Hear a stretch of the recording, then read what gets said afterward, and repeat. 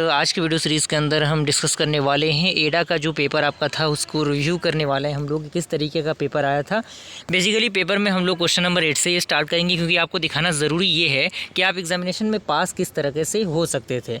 ऐसा नहीं कि पेपर बहुत ही ज़्यादा टफ आया था, टफ था लेकिन उतना नहीं था कि आप पास नहीं हो सकते। इतनी बातों को आपको मानना पड़ेगा। सबसे पहले 8 नंबर क्वेश्चन की अगर मैं बात करूं तो ये 14 मार्क्स का क्वेश्चन आपको पता है जिसमें से आपको 2 क्वेश्चन को बनाना है। तो एसिम्प्टोटिक नोटेशन के बारे में आप लिख सकते थे, जिसमें big O notation, big omega, big theta आप लिख सकते थे उसके बारे में। उसके बाद आपको डीएफएस लिखना था, जिसे डेप्थ फर्स्ट सर्च करते हैं, बीएफएस लिखना था, जिसे ब्रेथ फर्स्ट सर्च करते हैं, और ग्राफ कलरिंग के बारे में भी आप लिख सकते थे।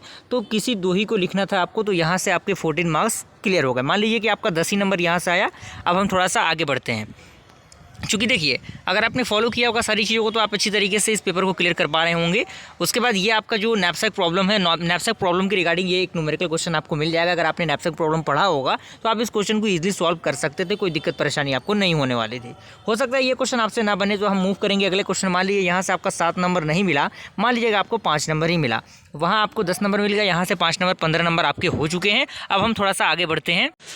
अब क्वेश्चन कह रहा है कि how can comparison tree used for driving the lower bound on problem sorting, यानी किस तरीके से हम सॉर्टिंग के प्रॉब्लम को स्पेसिफाई करते हैं। तो मान लीजिए कि ये भी क्वेश्चन आपसे नहीं बना, क्योंकि देखिए हम मान के चल रहे हैं कि हमको पासिंग मार्क्स गेन करना है किसी भी हालत में, क्योंकि पेपर कितना भी टफ हो आपको कुछ ना कुछ तो लिख के आना पड़ेगा। अगर आपने कुछ ना कुछ लिखा होगा तो कुछ ना कुछ नंबर आपको ज़रूर मिलेगा। ये क्वेश्चन मान लीजिए 5 नंबर आपका क्वेश्चन नहीं बना, उसके कोई दिक्कत नहीं, हम आगे बढ़ते हैं। 15 नंबर हमने गेन कर लिया है।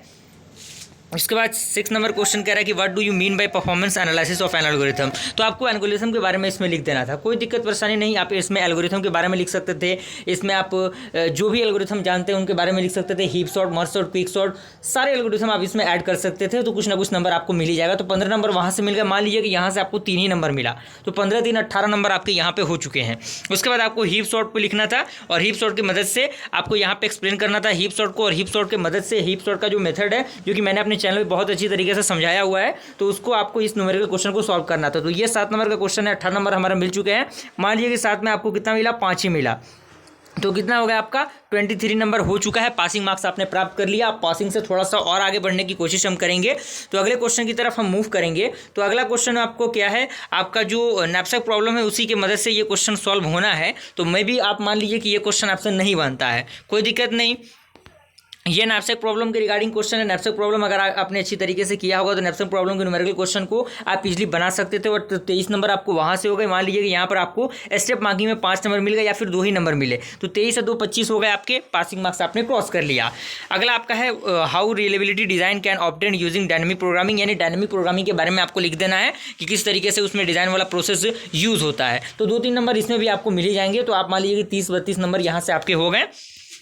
और आपको कोई 5 ही क्वेश्चन लिखना था, तो जो 5 क्वेश्चन आपको बेहतर लगता हो आप लिख सकते थे।